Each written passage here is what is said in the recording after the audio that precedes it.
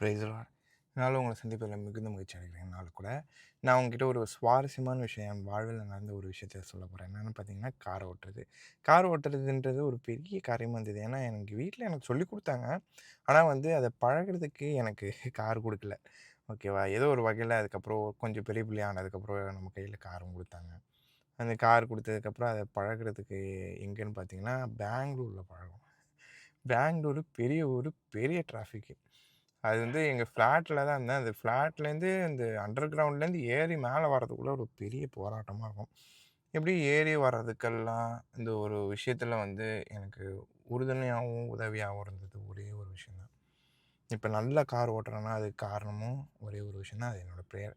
ஏசப்பா எல்லா காரியத்தையும் உங்ககிட்ட குடுக்குறேன். நீங்க பார்த்துக்கோங்க. உங்கள நம்பி தான் நான் ஏறியிருக்கேன். ஆரம்பத்துலேருந்து முடிவு வரைக்கும் என் கூட நீங்க இருக்கணும்.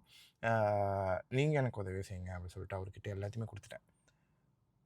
குடுத்துட்டு என்னோட ஃபோக்கஸ் எல்லாமே என்னோட கார் டிரைவிங்கில மட்டும் தான் இருக்கும். பயப்பட மாட்டேன். அவர் பார்த்துப்பாரு அப்படின்ற ஒரு தைரியம், ஒரு இது. அந்த தெம்பு வந்துருச்சுனாலே நம்ம வாழ்க்கையில அதுவே போதும். சூப்பரா நம்ம ஆயிடும். நெறைய நேரங்கள்ல நம்ம இங்க தான் லேக் ஆகுறோம். பார்த்துக்கோங்க. இப்போ கூட நீங்க ஏதாவது ஒரு காரியம் நீங்க ஸ்டார்ட் பண்ணலான்னு இருப்பீங்க. ஒரு பயத்துல இருக்கலாம். இந்த நேரத்தில இந்த வீடியோ கூட பார்க்கலாம். உங்களுக்கு கூட இந்த மெசேஜ் கூட அமையலாம்.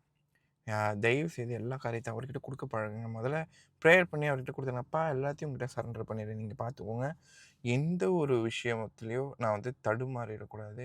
எங்கேயும் திக்கி திணறி ஒரு மாரி ஸ்ட்ரம்பிள் ஆகி நிக்காதபடிக்கு பார்த்துக்கோங்க.